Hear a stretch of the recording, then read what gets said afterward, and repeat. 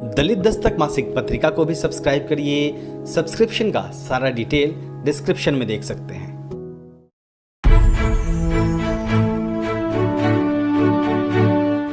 अगर आपने अभी तक दलित दस्तक चैनल को सब्सक्राइब नहीं किया है तो सब्सक्राइब करें, लाइक करें और शेयर भी करें।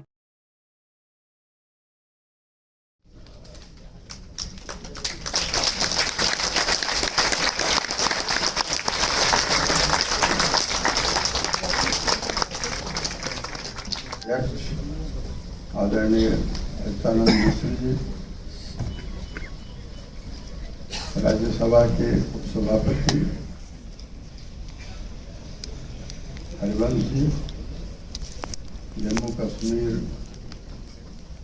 राज्य के उपराज्यपाल माननीय मनोज सिन्हा जी, यहाँ सभागार में उपस्थित सभी आदरणीय महानुभावों को मैं नमस्कार करता हूँ।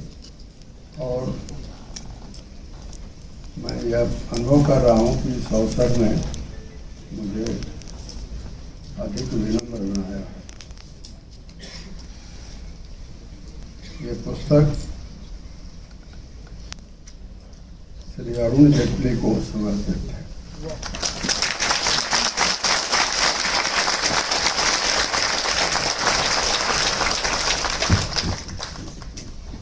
अरुण जी अगर होते तो मंच पर होते। और मैं ये भी महसूस करता हूँ कि मुझे आज ज़्यादा सुनना चाहिए, बोलना कम चाहिए। लेकिन और मुझे जो बोलना था उसे डॉक्टर महेश चंद्र शर्मा जी ने बहुत अच्छे ढंग से रख दिया है। कुछ बातें इसके बावजूद चूंकि कि कार्यक्रम में हमारा नाम जुड़ा हुआ है तो मैं रखना चाहता हूँ। पहली बात तो मैं ये कहूँगा कि आप माने या ना माने, नियतिवाद एक हकीकत है, तथ्य है। डॉक्टर सच्चिदानंद जोशी पुस्तक का लोकार्पण 9 दिसंबर को कराना चाहते थे, परंतु हुआ 18 जून को। इस पुस्तक का पहला अध्याय 9 दिसंबर है, दूसरा अध्याय भी 9 दिसंबर है और आखिरी अध्याय 18 जून है।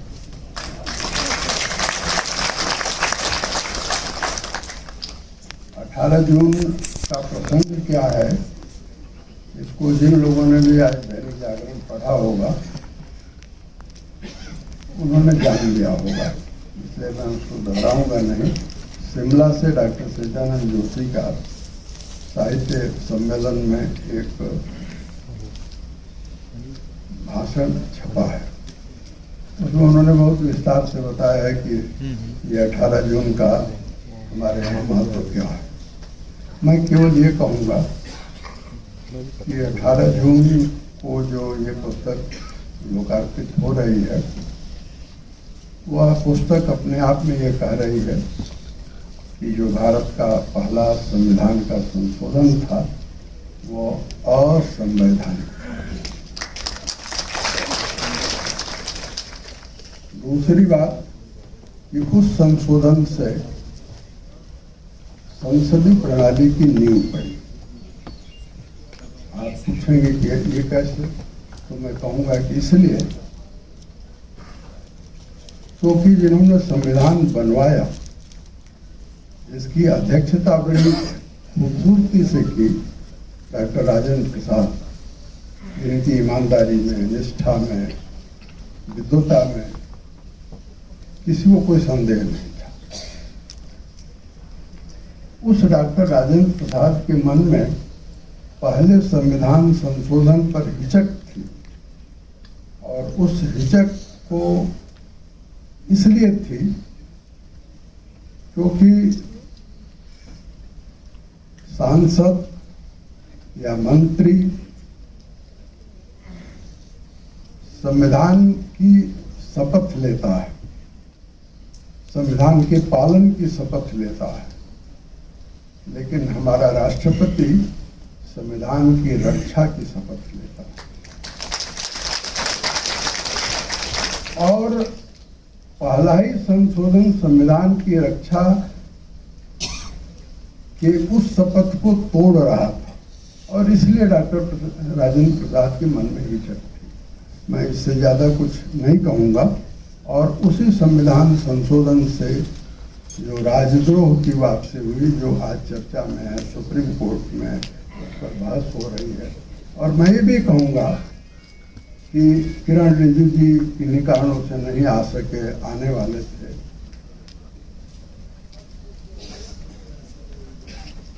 परंतु आपने पढ़ा ही होगा कि भारत सरकार ने तो ये स्टैंड लिया था सुप्रीम कोर्ट में कि जो ये 124A है जिस पर सुप्रीम कोर्ट विचार कर रहा है वो ठीक है। परंतु अचानक एक दिन हम अखबारों में पढ़ते हैं कि किरण रिजिजू कह रहे हैं, माननीय कानून मंत्री, कि प्रधानमंत्री के निर्देश पर हम उसका पर पुनर्विचार कर रहे हैं। तो पुनर्विचार ये एक कदम आगे है और मैं इस अवसर पर मेरा व्यक्तिगत मत है कि उस पुनर्विचार का नतीजा ये होना चाहिए कि संविधान की धाराओं से राजद्रोह समाप्त किया जाना चाहिए।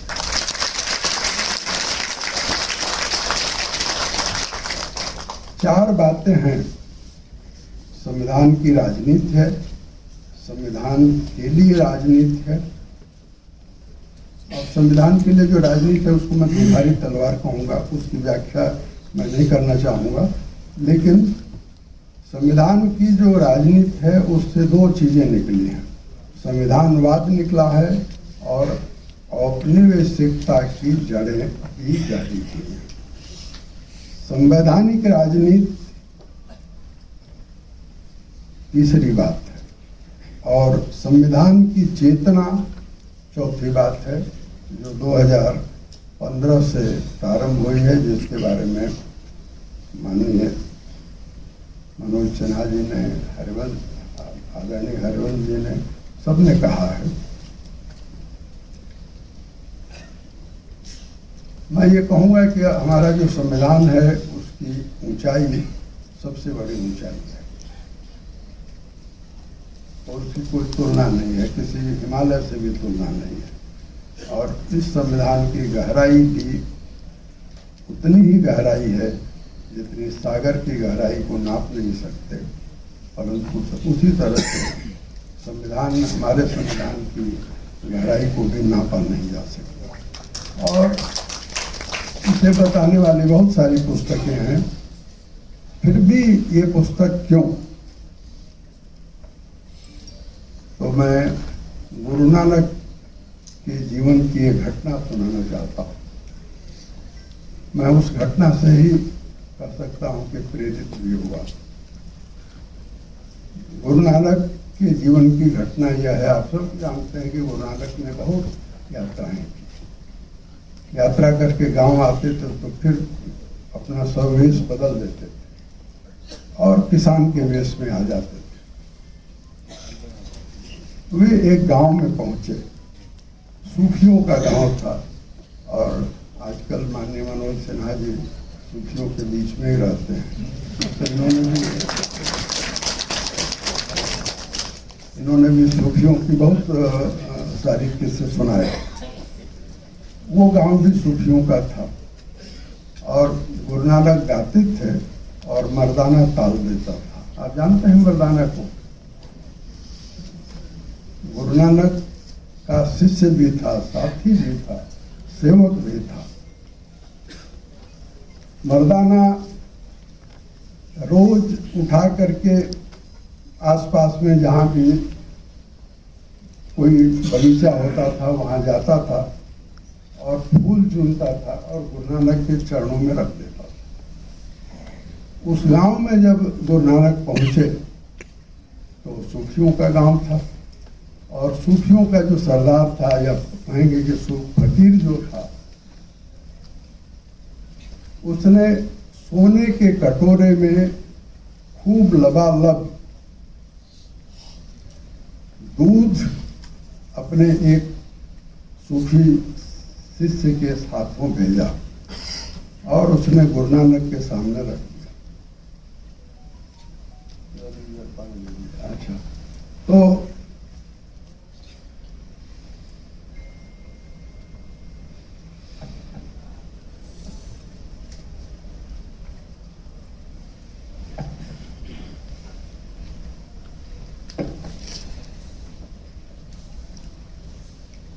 अब उस जो कटोरा गुरु नानक के सामने आया, गुरु नानक ने समझ लिया कि इस संदेश क्या है।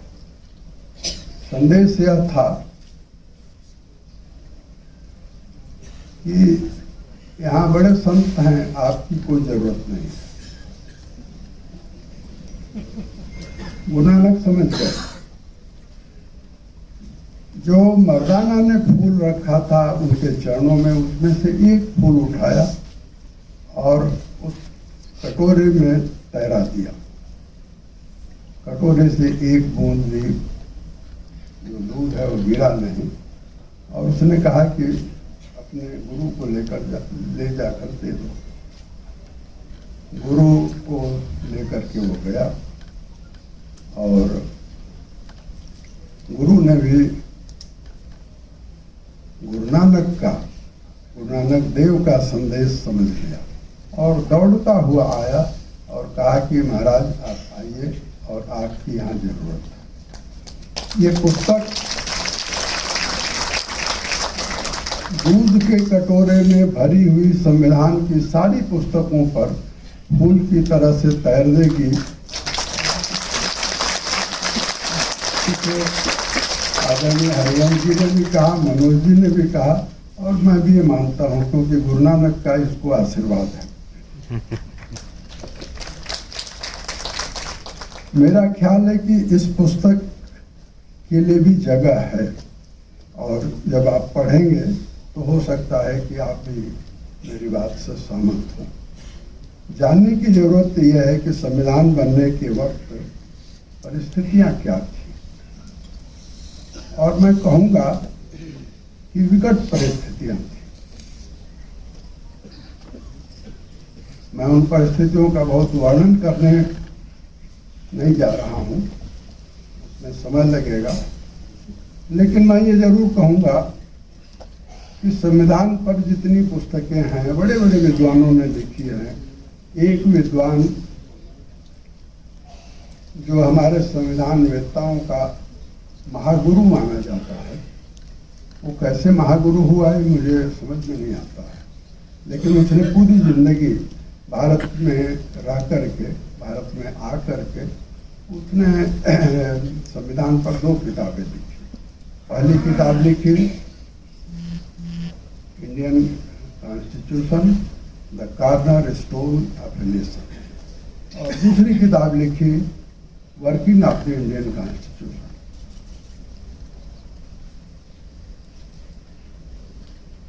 मैं उस पुस्तक ने एक हमारे मन में धारणा पैदा कर दी कि गांधी जी का कोई रोल नहीं था संविधान के बनाने में। मैं खोजता था कि क्या ऐसा हो सकता है जिस व्यक्ति ने 1920 में उन्होंने कांग्रेस का नेतृत्व संभाला, और उन्होंने 1934 में भले कांग्रेस की सदस्यता छोड़ दी हो, लेकिन कांग्रेस का नेतृत्व तो वो 30 जनवरी 1948 तक कर रहे थे, और इसको लॉर्ड माउंटबेटन भी मानते थे। उसके जवाहरलाल नेहरू के मतभेद रहे होंगे, लेकिन वो भी मानते थे। ऐसा महात्मा गांधी, क्या संविधान के निर्माण में उनका कोई रोल ही नहीं था?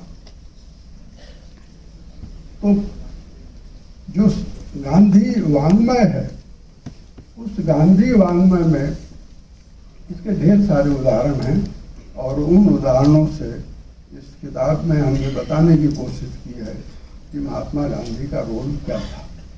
यहाँ राजीव रंजन गिरी, प्रोफेसर राजीव रंजन गिरी बैठे हुए हैं, मैं इनका बहुत उपकार मानता हूँ।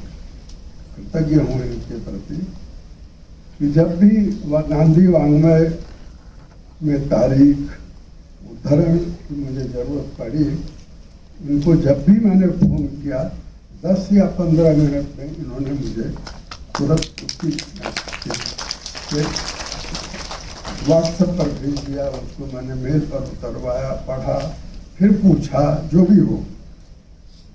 तो मैं ये कहूँगा कि संविधान को समझाना एक बात है और उसकी रचना प्रक्रिया और उसके इतिहास को जानना दूसरी बात है। ये पुस्तक उसकी रचना प्रक्रिया और इतिहास को बताने की कोशिश करती है इस रूप में कि अगर आप इसका ठीक इतिहास जानें तो जो संविधान 70 सालों 75 सालों से इस देश का मार्गदर्शन कर रहा है, उस संविधान में को भविष्य का संविधान बनाने के लिए क्या करना होगा, इस पर भी विचार करने की जरूरत है। और मैं ये कहूँगा कि अहिंसक क्रांति से भारत में पहली बार ऐसी चेतना जगी कि अंग्रेजों से बराबरी के स्तर पर मोल भाव शुरू हुआ। अंग्रेजों से बराबरी के स्तर पर मोल भाव की जो सबसे पहली घटना है वो 1931 की है, जो गांधी और इरविन की वार्ता को हम के रूप में हम जानते हैं। और उसके बाद मैं इस घटना का इसलिए उल्लेख करना चाहता हूं क्योंकि इसको दूसरे ढंग से देखा गया है, परंतु वो पहली घटना है जिसमें कि भारत का एक नेता अंग्रेजों के बराबर बैठ करके उसके से बराबरी पर बात कर रहा है और वहाँ से हमारी आज़ादी की लड़ाई का एक नया मोड़ शुरू होता है और उसमें संविधान भी है। लेकिन ये जो संविधान बना, जो आज़ादी आई, वो भी मूल भाव से आई। हम जो संविधान बनाना चाहते थे या जो संविधान सभा जो संविधान बनाना चाहती थी, वो संविधान नहीं बना है। संविधान सभा तो अखंड भारत के लिए बनी थी। आज़ादी, मैं उसके डिटेल में नहीं जाऊंगा, नहीं तो यहाँ समय भी लगेगा और मेरे भागने का भी खतरा है। तो आज़ादी, सत्ता हस्तांतरण, देसी रियासतों का विलय, भारत का बंटवारा, ये सब उस मूल भाव के हिसाब किताब है। आप इन चीज़ों को इस रूप में अगर देखेंगे तो इतिहास की एक नई दृष्टि से आप अवगत हो सकेंगे। और सत्ता हस्तांतरण, लोग कहते हैं सत्ता हस्तांतरण हुआ, विद्यार्थियों से पूछिए, पॉलिटिकल साइंस के विद्यार्थियों से पूछिए कि कहाँ हुआ सत्ता हस्तांतरण। वाइसराय हाउस में हुआ, नेहरू जी के घर पे हुआ, कहाँ हुआ? याद रखिए कि सत्ता हस्तांतरण संविधान सभा के अंदर होगा। 14 अगस्त की रात 12 बजे, और वो इस किताब में है कि कैसे हुआ। राजेंद्र बाबू संविधान सभा के अध्यक्ष हैं। मैं उसका एक थोड़ा सा उसका वर्णन करना चाहता हूँ। एस गोपाल जो डॉक्टर राधाकृष्णन के बेटे हैं, उन्होंने डॉक्टर राधाकृष्णन की जीवनी लिखी है और उसके पेज नंबर 187 पर आप एक हिस्सा पढ़ेंगे तो पाएंगे कि उसमें एक रहस्य का वो उद्घाटन कर रहे हैं और कह रहे हैं कि जवाहरलाल नेहरू ने राधाकृष्णन को बुला करके कहा था कि मेरे भाषण के बाद तुम या आप तब तक भाषण करते रहना जब तक घड़ी की 12 न बज जाए। इसलिए आप अगर उस समय की कार्रवाई पढ़ेंगे तो आप पाएंगे कि 2 ही भाषण हुए हैं उस दिन।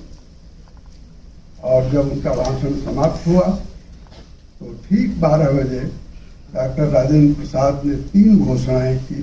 उसमें से पहली घोषणा यह है कि संविधान सभा सत्ता प्राधिकार स्वयं ग्रहण करती है।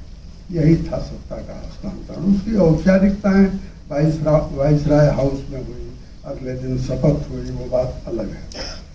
मैं अपनी बात जल्दी समाप्त करना चाहता हूँ। मेरे कुछ मित्रों ने पूछा है कि मुझसे फोन पर के वो पूछते रहते हैं, और हमारे मित्र कई तरह के हैं। हमारे ऐसे मित्र भी हैं जो हमारी निंदा भी करते रहते हैं, और मित्र हैं लेकिन। तो उन्होंने मुझसे पूछा कि ये आप संविधान के विशेषज्ञों के बीच में आप लोकार्पण क्यों नहीं करा रहे हैं। मैंने उनको कोई जवाब नहीं दिया, लेकिन यहाँ मैं कहना चाहता हूँ कि किसी वक्तव्य का बहुत महत्व नहीं होता, वक्तव्य कौन दे रहा है इसका महत्व।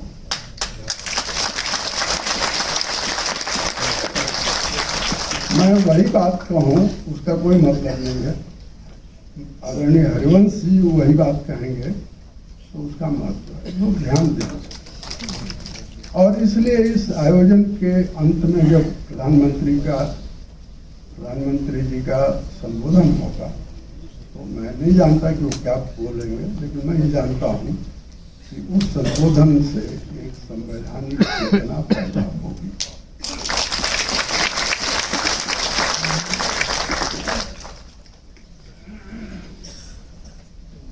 और मैं ये कहूँगा, संविधान दिवस की चर्चा हुई है, लेकिन मैं ये भी कहूँगा कि अब जब 26 जून आता है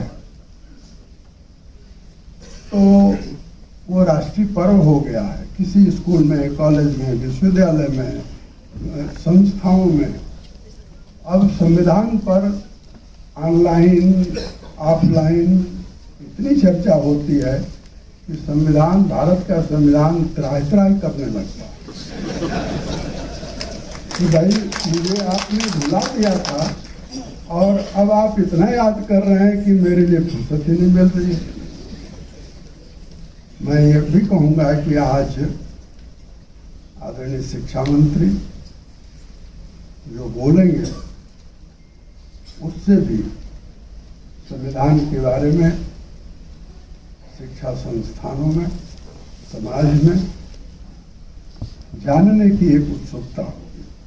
और इसलिए इस आयोजन में आप लोगों को बुलाकर आग्रह करके, इसलिए ही हमने ये आयोजन, मैंने नहीं, डॉक्टर सच्चिदानंद जोशी ने, महेश जी ने, ये मनमोहन सिंह जी ने, इन लोगों ने जो आयोजन किया है वो इसका महत्व इस तरह से है। संविधान के बारे में जागरूकता का जो भगीरथ प्रयास है,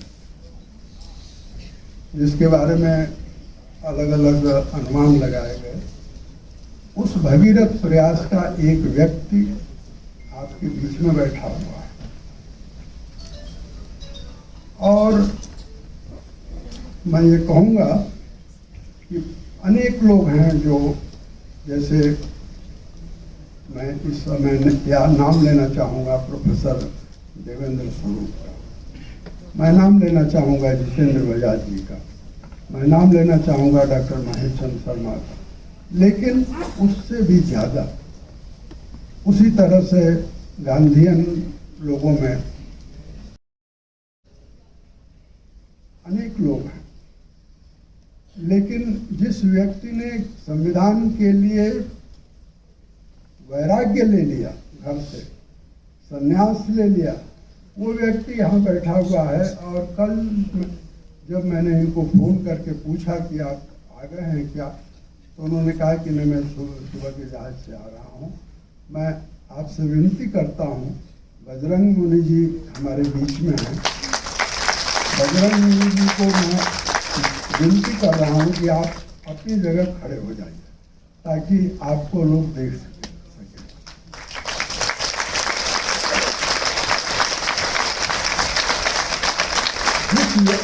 आप बैठिए, आप आए। और ये इनसे मैं पूछता हूँ कि आपकी स्वास्थ्य कैसा है।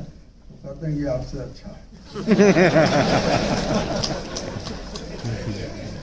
अच्छा, और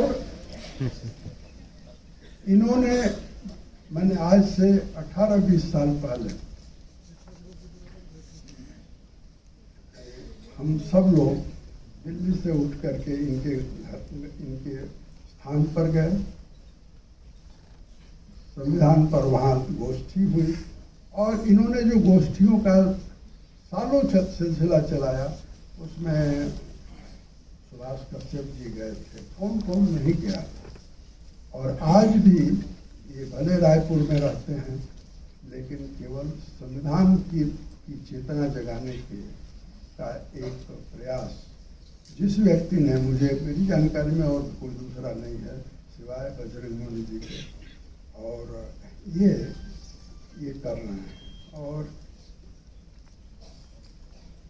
समझ गया।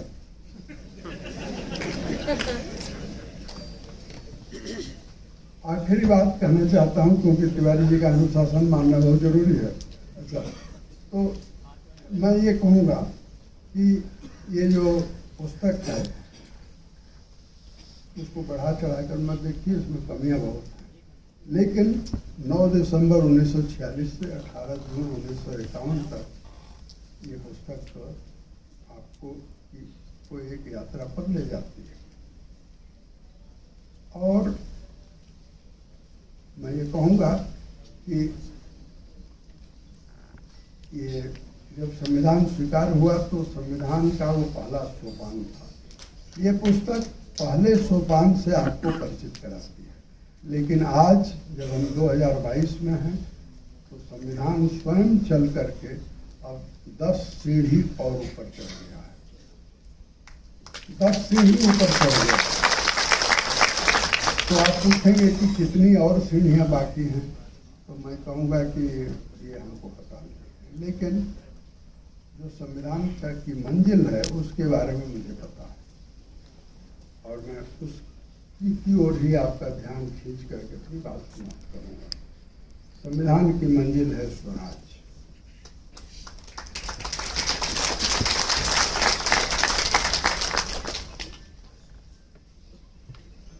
और स्वराज को समझना हो तो आपको गांधी को समझना पड़ेगा।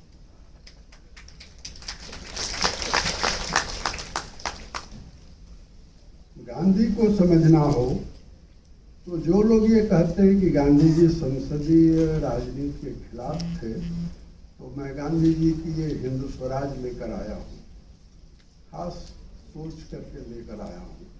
और इस हिंदू स्वराज के में हिंदू स्वराज के यहाँ बहुत मुझसे हजारों गुना ज़्यादा बनवारी जी बैठे हैं, राजीव वोरा जी बैठे हैं, उनके सामने मैं ये बात कहने की धृष्टता कर रहा हूँ, लेकिन करूँगा। ये जो हिंद स्वराज है वो 1921 में गांधी जी ने यंग इंडिया के गुजराती संस्करण में हिंद स्वराज के बारे में लिखा, और शीर्षक भी है हिंद स्वराज के बारे में। मैं उसका केवल 1 या 1.5 वाक्य पढ़कर अपनी बात पूरी करना चाहता हूँ। जो लोग ये कहते हैं कि गांधी जी जो ने हिंद स्वराज लिखा और वो संसदीय राजनीति के खिलाफ थे, मित्रों आप जरा इस किताब को पढ़िए और इस भ्रम से निकल जाइए। गांधी जी संसदीय राजनीति के पक्ष में थे, और गांधी जी चाहते थे, गांधी जी जानते थे कि भारत की आज जो मांग है वो संसदीय राजनीति की मांग है, और इसलिए उन्होंने लिखा भी है कि आज मेरी सामूहिक प्रवृत्ति का ध्येय तो हिंदुस्तान की प्रजा की इच्छा के मुताबिक पार्लियामेंट्री ढंग का स्वराज पाना है। ये 1921 में वो लिखते हैं। तो मैं अपनी बात समाप्त करने से पहले आप सबसे एक बात का निवेदन करके अपनी बात पूरी करूंगा। धर्मवीर भारती को बहुत पहले जब मैं पढ़ता था तो हम 2-3 लोगों ने एक शरारती पत्र लिखा, और लिखा जो मुझे याद है, मैंने लिखा कि धर्मयुग में आप अपनी तारीफ की चिट्ठियाँ तो बहुत छापते रहते हैं, हमारी चिट्ठी छापिए जो में हम आपकी आलोचना की है।